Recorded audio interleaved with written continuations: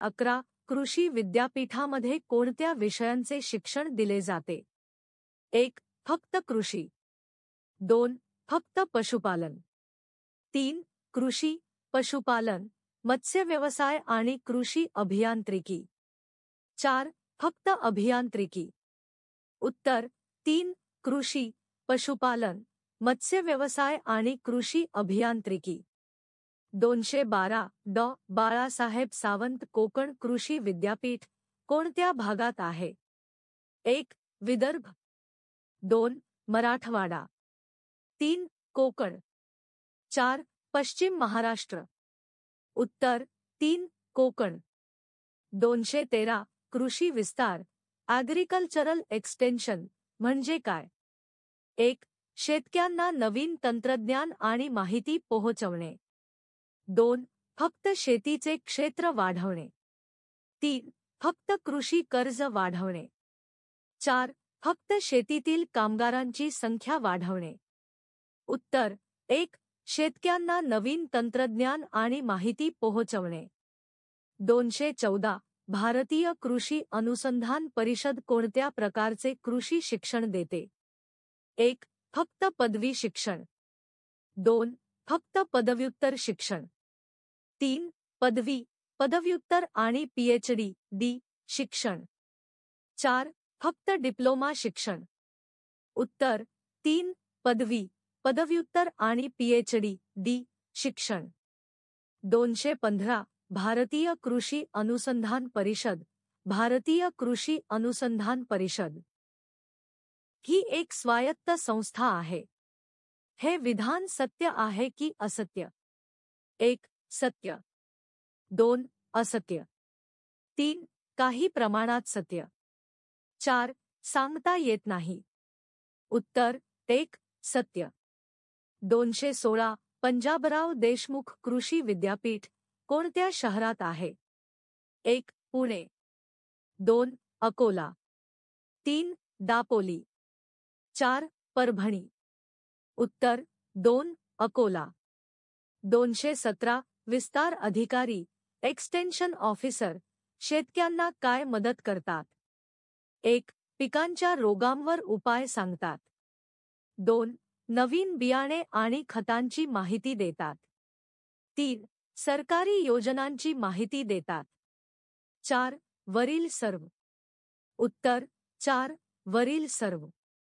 218 भारतीय कृषी अनुसंधान परिषद मध्ये एकूण किती कृषी विद्यापीठे आहेत? 1 50 पेक्षा कमी, 2 50 पेक्षा जास्त, 3 100 पेक्षा जास्त, 4 200 पेक्षा जास्त. उत्तर 3 100 पेक्षा जास्त. 219 वसंतराव नाईक मराठवाडा कृषी विद्यापीठाचे मुख्यालय कोठे आहे? 1 लातूर, 2 नांदेड, 3 परभणी, 4 हिंगोली. उत्तर 3 परभणी. जाऊन टेलिग्राम ग्रुप मी. 220 कृषी सहाय्यक आणि विस्तार अधिकारी यांच्या भूमिकेमुळे शेतीमध्ये काय सुधारणा होते? 1 फक्त उत्पादन खर्च वाढतो, 2 वैज्ञानिक तंत्रज्ञानाचा वापर वाढतो आणि उत्पादन वाढते, 3 उत्पादन कमी होते, 4 दोन्ही. उत्तर 2 वैज्ञानिक तंत्रज्ञानाचा वापर वाढतो आणि उत्पादन वाढते. 221 ICAR ने कृषी विज्ञान केंद्र कशासाठी सुरू केले आहे? 1 फक्त कृषी कर्ज देण्यासाठी, 2 शेतकऱ्यांसाठी नवीन तंत्रज्ञान आणि माहिती पोहोचवण्यासाठी, 3 फक्त ग्रामीण भागात रोजगार निर्माण करण्यासाठी, 4 फक्त शेतमाल विकण्यासाठी. उत्तर 2 शेतकऱ्यांसाठी नवीन तंत्रज्ञान आणि माहिती पोहोचवण्यासाठी. 222 महाराष्ट्र राज्यात किती कृषी विद्यापीठे आहेत? 1 2 2 3 3 4 4 5. उत्तर 3 4. 223 विस्तार अधिकारी, एक्सटेन्शन ऑफिसर कोणत्या सरकारी विभागाशी संबंधित असतो? 1. गृह विभाग. 2. कृषी विभाग. 3. अर्थ विभाग. 4. शिक्षण विभाग. उत्तर 2. कृषी विभाग. 224 ICAR भारतीय कृषी सांख्यिकी अनुसंधान संस्थेचे आयाश्री मुख्यालय कोठे आहे? 1. पुणे. 2. मुंबई. 3. दिल्ली. 4. हैदराबाद. उत्तर 3. दिल्ली. 47 225 कृषी विस्तार ॲग्रिकल्चरल एक्सटेन्शन हा एक शिकण्याचा आणि शिकवण्याचा लर्निंग अँड टीचिंग कार्यक्रम आहे. हे विधान सत्य आहे की असत्य? 1. सत्य. 2. असत्य. 3. काही प्रमाणात सत्य. 4. सांगता येत नाही. उत्तर 1. सत्य. पाठ 10. नवीन पिढीच्या कृषी संकल्पना न्यू जनरेशन ॲग्रिकल्चरल कॉन्सेप्ट्स प्रश्न 226 ते 250. 226 ॲग्री स्टार्टअप म्हणजे काय? 1. फक्त मोठ्या कृषी कंपन्या. 2. कृषी क्षेत्रातील नवीन उद्योजकता आणि नाविन्यपूर्ण व्यवसाय. 3. फक्त शेतीतील कामगारांना कामावर ठेवणे. 4. फक्त सरकारी शेती. उत्तर 2. कृषी क्षेत्रातील नवीन उद्योजकता आणि नाविन्यपूर्ण व्यवसाय. 227 फार्म टू फोर्क मॉडेलचा मुख्य उद्देश काय आहे? 1. शेतमालाची गुणवत्ता आणि सुरक्षितता सुनिश्चित करणे. 2. फक्त रासायनिक खते वापरणे. 3. फक्त आयात करणे. 4. फक्त वाहतूक खर्च वाढवणे. उत्तर 1. शेतमालाची गुणवत्ता आणि सुरक्षितता सुनिश्चित करणे. 228 कॉन्ट्रॅक्ट फार्मिंग म्हणजे काय? 1. शेतकरी फक्त एकाच प्रकारचे पीक घेतात. 2. शेतकरी आणि खरेदीदार उदा. अन्न प्रक्रिया कंपनी यांच्यात उत्पादन आणि विक्रीसाठी करार. 3. शेतकरी फक्त सरकारी शेती करतात. 4. शेतकरी फक्त परदेशात शेती करतात. उत्तर 2. शेतकरी आणि खरेदीदार उदा. अन्न प्रक्रिया कंपनी यांच्यात उत्पादन आणि विक्रीसाठी करार. 229 पॉलीहाऊस शेती कशासाठी वापरली जाते? 1. जास्त पाऊस पडण्यासाठी. 2. नियंत्रित तापमानात आणि वातावरणात पिके घेण्यासाठी. 3. शेतीत कामगारांची संख्या कमी करण्यासाठी. 4. फक्त नैसर्गिक खत वापरण्यासाठी. उत्तर 2. नियंत्रित तापमानात आणि वातावरणात पिके घेण्यासाठी. 230 ग्रीनहाऊस शेतीचा मुख्य फायदा काय आहे? 1. पिकांचे बाहेरील हवामान आणि कीटकांपासून संरक्षण होते. 2. पाण्याचा जास्त वापर होतो. 3. खूप जास्त जागा लागते. 4. खूप जास्त खर्च लागतो. उत्तर 1. पिकांचे बाहेरील हवामान आणि कीटकांपासून संरक्षण होते. 231 ॲग्री स्टार्टअप कोणत्या क्षेत्रात काम करतात? 1. फक्त कृषी कर्ज. 2. तंत्रज्ञान, विपणन, साठवणूक आणि अन्न प्रक्रिया. 3. फक्त शेतीचे शिक्षण. 4. फक्त पारंपरिक शेती. उत्तर 2. तंत्रज्ञान, विपणन, साठवणूक आणि अन्न प्रक्रिया. 232 फार्म टू फोर्क मॉडेलमध्ये कोण सहभागी होते? 1. फक्त शेतकरी. 2. फक्त ग्राहक. 3. शेतकरी, वाहतूकदार, प्रक्रिया करणारे आणि ग्राहक. 4. फक्त सरकार. उत्तर 3. शेतकरी, वाहतूकदार, प्रक्रिया करणारे आणि ग्राहक. 233 कॉन्ट्रॅक्ट फार्मिंगचा मुख्य फायदा काय आहे? 1. शेतकऱ्यांना त्यांच्या पिकासाठी खात्रीशीर बाजारपेठ आणि किंमत मिळते. 2. शेतकऱ्यांना फक्त कर्ज मिळते. 3. फक्त व्यापाऱ्यांना फायदा होतो. 4. फक्त सरकारला फायदा होतो? उत्तर: 1. शेतकऱ्यांना त्यांच्या पिकासाठी खात्रीशीर बाजारपेठ आणि किंमत मिळते. 234. पॉलीहाऊस. पॉलीहाऊस मध्ये कोणत्या प्रकारची पिके घेतली जातात? 1. फक्त धान्य. 2. फक्त नगदी पिके. 3. फुले, भाजीपाला आणि फळे. 4. फक्त कडधान्य. उत्तर: 3. फुले, भाजीपाला आणि फळे. 235. Vertical farming. व्हर्टिकल फार्मिंग म्हणजे काय? 1. फक्त पारंपरिक शेती. 2. कमी जागेत उभ्या स्तरावर व्हर्टिकल स्टॅक्स पिके घेणे. 3. फक्त जास्त रासायनिक खते वापरणे. 4. फक्त जास्त पाणी वापरणे. उत्तर: 2. कमी जागेत उभ्या स्तरावर व्हर्टिकल स्टॅक्स पिके घेणे. 236. Agri startup. Agro e commerce. Agro e commerce मध्ये काय करतात? 1. फक्त ऑनलाईन शेती. 2. शेतमालाची ऑनलाईन खरेदी आणि विक्री. 3. फक्त ऑफलाईन विक्री. 4. फक्त शेतीत कामगार कामावर ठेवतात. उत्तर: 2. शेतमालाची ऑनलाईन खरेदी आणि विक्री. 237. Farm to fork. Farm to fork model कशावर लक्ष केंद्रित करते? 1. फक्त उत्पादन खर्च. 2. अन्न सुरक्षा, गुणवत्ता आणि ट्रेसिबिलिटी. 3. फक्त शेतीत कामगार. 4. फक्त वाहतूक खर्च. उत्तर: 2. अन्न सुरक्षा, गुणवत्ता आणि traceability. 238. Contract farming. Contract farming मध्ये शेतकऱ्याला कोणत्या गोष्टीची खात्री मिळते? 1. फक्त जास्त उत्पादन. 2. खरेदीदार आणि किंमत. 3. फक्त पाण्याची उपलब्धता. 4. फक्त कर्ज. उत्तर: 2.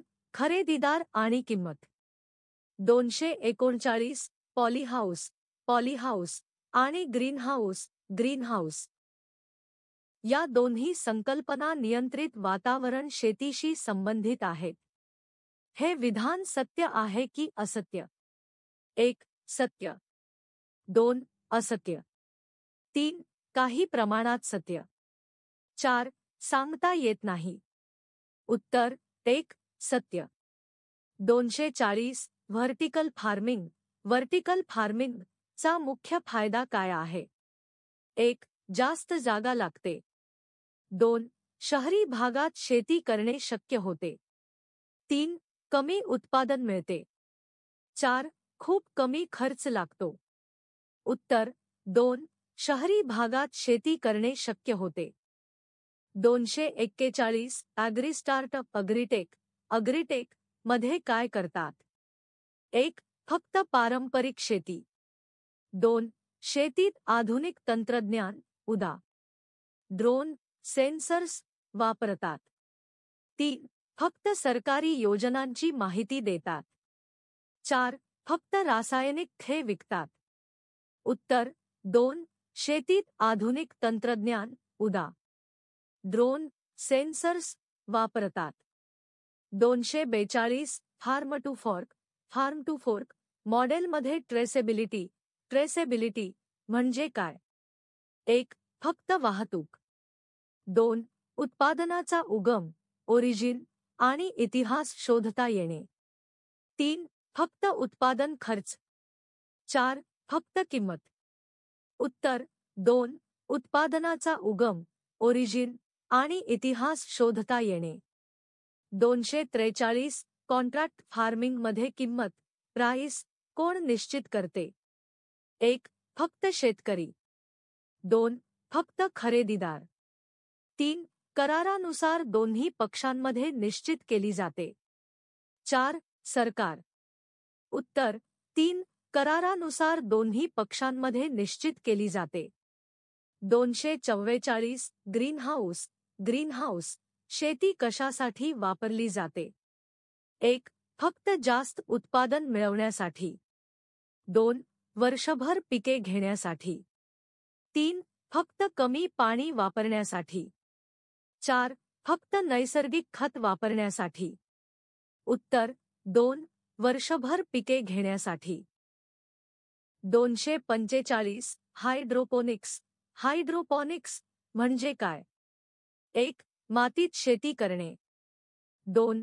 मातीशिवाय फक्त पाण्याच्या मदतीने शेती करणे. 3. फक्त जास्त पाणी वापरणे. 4. फक्त कमी पाणी वापरणे. उत्तर 2. मातीशिवाय फक्त पाण्याच्या मदतीने शेती करणे. 246. Smart farming. स्मार्ट फार्मिंग कोणत्या संकल्पनेवर आधारित आहे? 1. पारंपरिक शेती. 2. कृत्रिम बुद्धिमत्ता आई आणि इंटरनेट ऑफ थिंग्स सारख्या तंत्रज्ञानाचा वापर. 3. फक्त कमी खर्च. 4. फक्त जास्त उत्पादन. उत्तर 2. कृत्रिम बुद्धिमत्ता आई आणि इंटरनेट ऑफ थिंग्स सारख्या तंत्रज्ञानाचा वापर. 247. एक्वापोनिक्स. अक्वापोनिक्स म्हणजे काय? 1. फक्त मासेपालन. 2. फक्त वनस्पती वाढवणे. 3. मत्स्यपालन फिश फार्मिंग आणि हायड्रोपोनिक्स यांचे एकत्रित तंत्रज्ञान. 4. फक्त बांबू लागवड. उत्तर 3. मत्स्यपालन फिश फार्मिंग आणि हायड्रोपोनिक्स यांचे एकत्रित तंत्रज्ञान. 248. पॉलीहाऊस. पॉलीहाऊस मध्ये पिकांना कोणत्या वातावरणात वाढवले जाते? 1. जास्त उष्ण. 2. जास्त थंड. 3. नियंत्रित आणि संरक्षित. 4. खूप कोरडे. उत्तर 3. नियंत्रित आणि संरक्षित. 249. ड्रोन. ड्रोन्सचा शेतीत वापर कशासाठी केला जातो? 1. फक्त शेतीचे क्षेत्र मोजण्यासाठी. 2. पिकांचे आरोग्य तपासण्यासाठी आणि कीटकनाशकांची फवारणी करण्यासाठी. 3. फक्त पेरणीसाठी. 4. फक्त काढणीसाठी. उत्तर 2. पिकांचे आरोग्य तपासण्यासाठी आणि कीटकनाशकांची फवारणी करण्यासाठी. 250. Contract farming. कॉन्ट्रॅक्ट फार्मिंग मध्ये शेतकरी आणि खरेदीदार यांच्यात एक कायदेशीर करार होतो. हे विधान सत्य आहे की असत्य? 1. सत्य. 2. असत्य. 3. काही प्रमाणात सत्य. 4. सांगता येत नाही. उत्तर 1. सत्य. कृषी अर्थशास्त्र व धोरणे. Agricultural economics policies. प्रश्न 251 ते 275. 251. उत्पादन खर्च कॉस्ट ऑफ प्रोडक्शन वाढल्यास पिकांच्या नफ्यावर काय परिणाम होतो? 1. नफा वाढतो. 2. नफा कमी होतो. 3. कोणताही परिणाम होत नाही. 4. नफा दुप्पट होतो. उत्तर 2. नफा कमी होतो. 252. MSP चा मुख्य उद्देश काय आहे? 1. शेतकऱ्यांना चांगला भाव मिळवून देणे. 2. फक्त सरकारला फायदा होणे. 3. फक्त व्यापाऱ्यांचा फायदा होणे. 4. फक्त ग्राहकांना फायदा होणे. उत्तर 1. शेतकऱ्यांना चांगला भाव मिळवून देणे. 253. कृषी निर्यात धोरणाचा उद्देश काय आहे? 1. फक्त देशांतर्गत व्यापार वाढवणे. 2. जागतिक बाजारपेठेत भारताचा वाटा वाढवणे. 3. फक्त आयात करणे. 4. फक्त स्थानिक बाजारपेठेत विक्री करणे. उत्तर 2. जागतिक बाजारपेठेत भारताचा वाटा वाढवणे. 254. कृषी विमा घेतल्यावर पिकांचे नुकसान झाल्यास काय मदत मिळते? 1. कर्जमाफी. 2. आर्थिक नुकसान भरपाई. 3. नवीन बियाणे मोफत. 4. फक्त नवीन खते. उत्तर 2. आर्थिक नुकसान भरपाई. 255. जोखीम व्यवस्थापन म्हणजे काय? 1. फक्त जास्त उत्पादन घेणे. 2. शेतीतील धोके ओळखणे आणि ते कमी करण्यासाठी उपाययोजना करणे. 3. फक्त कर्ज घेणे. 4. फक्त सरकारवर अवलंबून राहणे. उत्तर 2. शेतीतील धोके ओळखणे आणि ते कमी करण्यासाठी उपाययोजना करणे. 256 MSP ची शिफारस कोण करते? 1. कृषी मंत्रालय. 2. कृषी खर्च आणि किंमत आयोग कॅप. 3. Reserve Bank of India RBI. 4. NABARD नार्ड. उत्तर 2. कृषी खर्च आणि किंमत आयोग कॅप. 257 उत्पादन खर्च कॉस्ट ऑफ प्रोडक्शन कमी करण्यासाठी शेतकऱ्याला काय करणे आवश्यक आहे?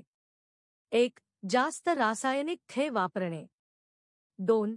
आधुनिक तंत्रज्ञान आणि जैविक खतांचा वापर करणे. 3. जास्त मजूर कामावर ठेवणे. 4. फक्त पारंपरिक पद्धती वापरणे. उत्तर 2. आधुनिक तंत्रज्ञान आणि जैविक खतांचा वापर करणे. 258 कृषी निर्यात धोरण कधी सुरू झाले? 1. 2017. 2. 2018. 3. 2019. 4. 2020.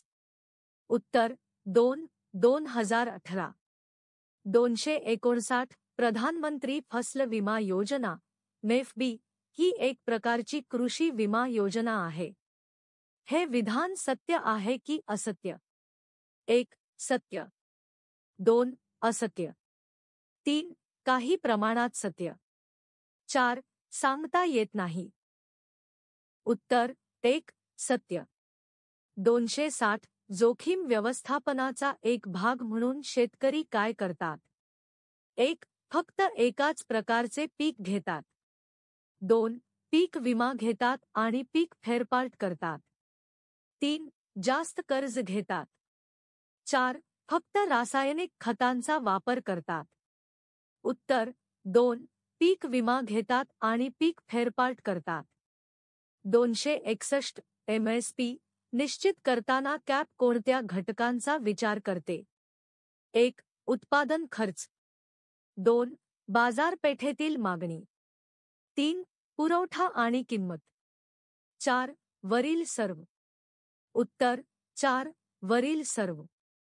262 कृषी निर्यात धोरणाचा उद्देश काय आहे? 1. भारताला जागतिक कृषी शक्ती म्हणून विकसित करणे. 2. फक्त शेतमालाची आयात करणे. 3. फक्त स्थानिक बाजारपेठ वाढवणे. 4. फक्त रासायनिक खतांची निर्यात करणे. उत्तर 1. भारताला जागतिक कृषी शक्ती म्हणून विकसित करणे. 263 कृषी विमाचा मुख्य फायदा काय आहे? 1. शेतकऱ्यांना आर्थिक स्थैर्य देणे. 2. फक्त सरकारला फायदा होणे. 3. फक्त विमा कंपन्यांना फायदा होणे. 4. फक्त व्यापाऱ्यांना फायदा होणे. उत्तर 1. शेतकऱ्यांना आर्थिक स्थैर्य देणे. 264 उत्पादन खर्च कॉस्ट ऑफ प्रोडक्शन वाढल्यास MSP वर काय परिणाम होतो? 1. तो कमी होतो. 2. तो वाढतो. 3. कोणताही परिणाम होत नाही. 4. दोन्ही. उत्तर 2. तो वाढतो. 265 MSP चा मुख्य फायदा काय आहे? 1. शेतकऱ्यांना त्यांच्या पिकासाठी खात्रीशीर किंमत मिळते. 2. शेतकऱ्यांचे नुकसान होते. 3. फक्त सरकारला फायदा होतो. 4. फक्त ग्राहकांना फायदा होतो. उत्तर 1. शेतकऱ्यांना त्यांच्या पिकासाठी खात्रीशीर किंमत मिळते. 266 कृषी निर्यात धोरण कोणत्या पिकांच्या निर्यातीला प्रोत्साहन देते? 1. फक्त तांदूळ आणि गहू. 2. सेंद्रिय उत्पादने, फळे, भाजीपाला आणि प्रक्रिया केलेले अन्न. 3. फक्त कापूस. 4. फक्त साखर. उत्तर 2. सेंद्रिय उत्पादने, फळे, भाजीपाला आणि प्रक्रिया केलेले अन्न. 267 कृषी विमा घेतल्यावर पिकांचे नुकसान झाल्यास काय मदत मिळते? 1. कर्ज मिळते. 2. आर्थिक नुकसान भरपाई मिळते. 3. नवीन बियाणे मिळते. 4. पाणी मिळते. उत्तर 2. आर्थिक नुकसान भरपाई मिळते. 268 MSP म्हणजे किमान आधारभूत किंमत होय. हे विधान सत्य आहे की असत्य? 1. सत्य. 2. असत्य. 3. काही प्रमाणात सत्य. 4. सांगता येत नाही. उत्तर 1. सत्य. 269 कृषी जोखीम व्यवस्थापनामध्ये कोणती गोष्ट सर्वात महत्त्वाची आहे? 1. फक्त कर्ज घेणे. 2. वेळेवर निर्णय घेणे. 3. जास्त उत्पादन घेणे. 4. फक्त सरकारवर अवलंबून राहणे. उत्तर 2. वेळेवर निर्णय घेणे. 270 कृषी निर्यात धोरण चा उत्पादन प्रोडक्शन वाढवण्यावर काय परिणाम होतो? 1. कोणताही परिणाम होत नाही. 2. निर्यात वाढल्यामुळे उत्पादन वाढवण्यास प्रोत्साहन मिळते. 3. उत्पादन कमी होते. 4. फक्त आयात वाढते. उत्तर 2. निर्यात वाढल्यामुळे उत्पादन वाढवण्यास प्रोत्साहन मिळते. 271 कृषी अर्थशास्त्र ॲग्रिकल्चरल इकॉनॉमिक्स कशाचा अभ्यास करते? 1. फक्त शेती. 2. शेतीत संसाधनांचा प्रभावी वापर, उत्पादन आणि विपणन. 3. फक्त पिकांचे प्रकार. 4. फक्त शेतीतील यंत्रसामग्री. उत्तर 2. शेतीत संसाधनांचा प्रभावी वापर, उत्पादन आणि विपणन. 272 उत्पादन खर्च कॉस्ट ऑफ प्रोडक्शन कमी झाल्यास शेतकऱ्याला काय फायदा होतो? 1. नफा कमी होतो. 2. नफा वाढतो. 3. कोणताही परिणाम होत नाही. 4. दोन्ही. उत्तर 2. नफा वाढतो. 273 MSP कोणत्या पिकांसाठी निश्चित केला जातो? 1. फक्त गहू आणि तांदूळ. 2. 22 अनिवार्य पिके आणि ऊस. 3. फक्त नगदी पिके. 4. फक्त भाजीपाला. उत्तर 2. 22 अनिवार्य पिके आणि ऊस. 274 कृषी विमाचा लाभ घेण्यासाठी शेतकऱ्याला काय भरावे लागते? 1. जास्त कर. 2. कमी कर. 3. विमा हप्ता प्रीमियम. 4. कोणतेही शुल्क नाही. उत्तर 3. विमा हप्ता प्रीमियम. 275 कृषी जोखीम ॲग्रिकल्चरल रिस्क मध्ये काय समाविष्ट आहे? 1. फक्त नैसर्गिक आपत्त्या. 2. हवामानातील बदल, पिकांचे रोग आणि बाजारपेठेतील किमतीतील चढउतार. 3. फक्त पाण्याची कमतरता. 4. फक्त सरकारी धोरणे. उत्तर 2. हवामानातील बदल, पिकांचे रोग आणि बाजारपेठेतील किमतीतील चढउतार. पार्ट 12 कृषी विपणन व साठवणूक ॲग्रिकल्चरल मार्केटिंग स्टोरेज प्रश्न 276 ते 300. 276 थेट विक्री डायरेक्ट सेलिंग म्हणजे काय? 1. शेतकरी आपला माल फक्त व्यापाऱ्यांना विकतात. 2. शेतकरी आपला माल थेट ग्राहकांना विकतात. 3. शेतकरी आपला माल फक्त परदेशात विकतात. 4. शेतकरी आपला माल फक्त सरकारी संस्थांना विकतात. उत्तर 2. शेतकरी आपला माल थेट ग्राहकांना विकतात. 277 शेतकरी बाजार फार्मर्स मार्केट कशासाठी ओळखला जातो? 1. फक्त व्यापाऱ्यांसाठी. 2. शेतकरी आपला माल थेट ग्राहकांना विकतात. 3. सरकारसाठी. 4. फक्त आंतरराष्ट्रीय बाजारासाठी. उत्तर 2. शेतकरी आपला माल थेट ग्राहकांना विकतात. जाऊन टेलिग्राम ग्रुप टी मी 58 278 APMC APMC चे पूर्ण रूप काय आहे? 1. Agricultural production market committee. 2. Agro product marketing corporation. 3. Agricultural produce market committee. 4. Agro products management council. उत्तर 3. Agricultural produce market committee. 279. इनाम म्हणजे काय? एक ऑनलाईन पोर्टल जिथे शेतकरी त्यांचे पीक विकू शकतात. 2. एक योजना जिथे शेतकऱ्यांना कर्ज मिळते. 3. एक संस्था जी फक्त शेतमाल साठवते. 4. शेतीत नवीन तंत्रज्ञान.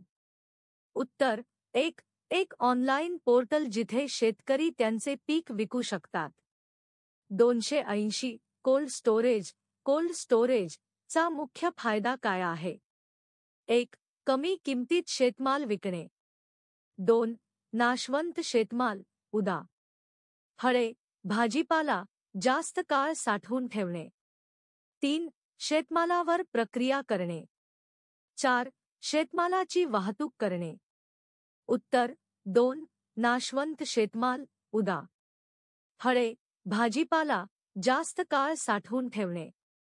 281. थेट विक्रीचा डायरेक्ट सेलिंग मुख्य फायदा काय आहे? 1. फक्त मध्यस्थ ब्रोकर्स असतात. 2. मध्यस्थ ब्रोकर्स नसतात, त्यामुळे शेतकऱ्यांना चांगला भाव मिळतो. 3. शेतकऱ्यांना काहीच फायदा होत नाही. 4. फक्त ग्राहकांना नुकसान होते. उत्तर 2. मध्यस्थ ब्रोकर्स नसतात, त्यामुळे शेतकऱ्यांना चांगला भाव मिळतो. 282. शेतमालाची साठवणूक कोणत्या टप्प्यात केली जाते? 1. फक्त काढणीनंतर. 2. पेरणीपूर्वी. 3. पेरणी दरम्यान. 4. विक्रीनंतर. उत्तर 1. फक्त काढणीनंतर. 59. 283. एपीएमसी कायद्याचा मुख्य उद्देश काय आहे? 1. शेतकऱ्यांना त्यांचा शेतमाल फक्त एपीएमसी मार्केटमध्ये विकायला लावणे. 2. शेतकऱ्यांना थेट विक्रीसाठी प्रोत्साहन देणे. 3. शेतमालाची गुणवत्ता वाढवणे. 4. ग्रामीण भागात रोजगार वाढवणे. उत्तर 1. शेतकऱ्यांना त्यांचा शेतमाल फक्त एपीएमसी मार्केटमध्ये विकायला लावणे. 284. इनाम कधी सुरू झाले? 1. 14 एप्रिल 2016. 2. 15 मे 2017. 3. 26 जानेवारी 2018. 4. 15 ऑगस्ट 2019. उत्तर 1. 14 एप्रिल 2016. 285. शेतकरी बाजार फार्मर्स मार्केट कोणत्या प्रकारच्या व्यापाराला प्रोत्साहन देतो? 1. घाऊक व्यापार. 2. किरकोळ व्यापार. 3. आंतरराष्ट्रीय व्यापार. 4. फक्त सरकारी व्यापार.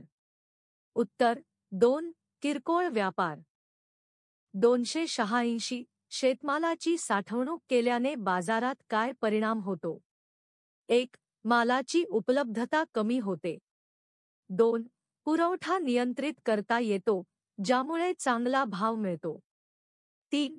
किंमत नेहमी कमी होते. 4. किंमत नेहमी वाढते. उत्तर 2. पुरवठा नियंत्रित करता येतो, ज्यामुळे चांगला भाव मिळतो.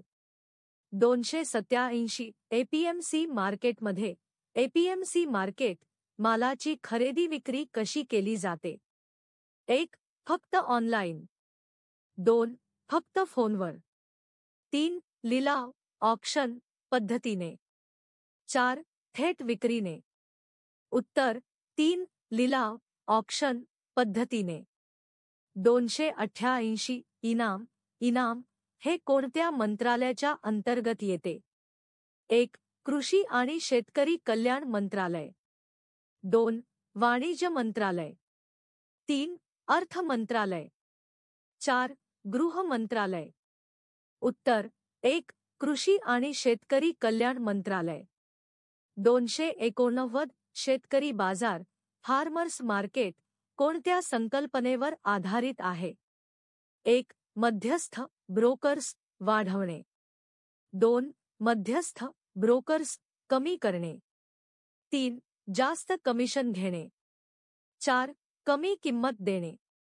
उत्तर 2. मध्यस्थ ब्रोकर्स कमी करणे. 290. कोल्ड स्टोरेज चा मुख्य उद्देश काय आहे? 1. फक्त धान्य साठवण्यासाठी. 2. नाशवंत पिकांचे आयुष्य वाढवण्यासाठी. 3. फक्त रासायनिक खते साठवण्यासाठी. 4. फक्त बियाणे साठवण्यासाठी.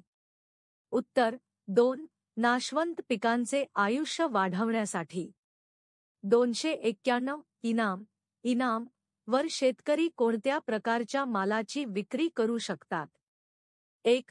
फक्त धान्य. 2. फक्त फळे. 3. फक्त भाजीपाला. 4. धान्य, भाजीपाला, फळे आणि इतर शेतमाल.